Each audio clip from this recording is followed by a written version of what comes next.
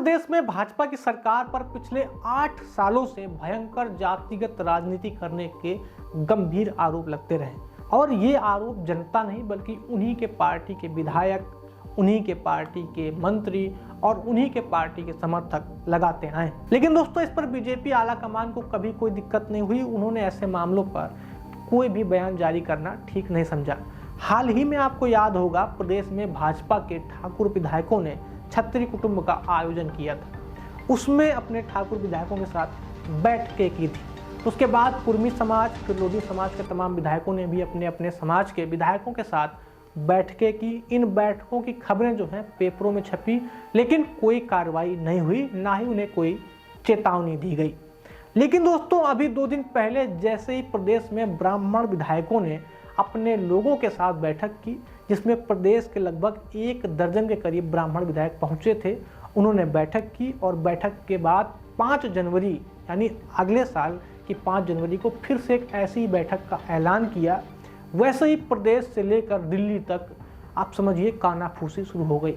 भाजपा प्रदेश अध्यक्ष पंकज चौधरी ने बिना नाम लिए केवल अखबारों में प्रकाशित हुई खबरों का हवाला देते हुए ब्राह्मण विधायकों को कड़ी चेतावनी दे डाली।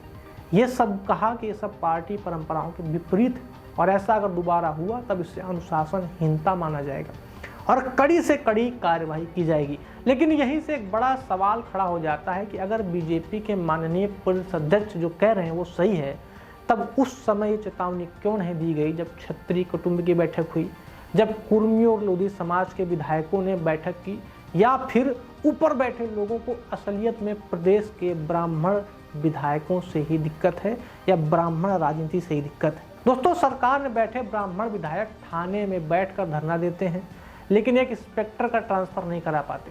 खुशी दुबे जो मात्र 3 दिन की बेहता थी, उसे विकास दुबे के बराबर का अपराधी बना दिया जाता है, सालों जेल में डाल दिया जाता है, उसको बचा नहीं पाए।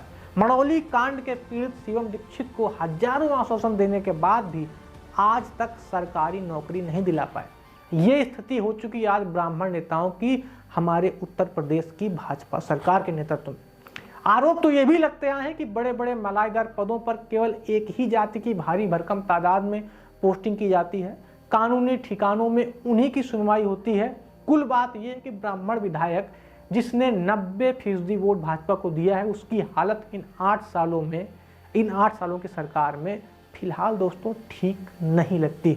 शायद यही वो कारण है कि ब्राह्मण विधायक अब फिर से आगामी विधानसभा चुनाव से पहले अपने मान सम्मान और पहचान को बचाने के लिए कोई नया रास्ता बनाना चाहते हैं। दोस्तों, सवाल कई हैं, लेकिन एक का भी सही जवाब किसी के पास नहीं।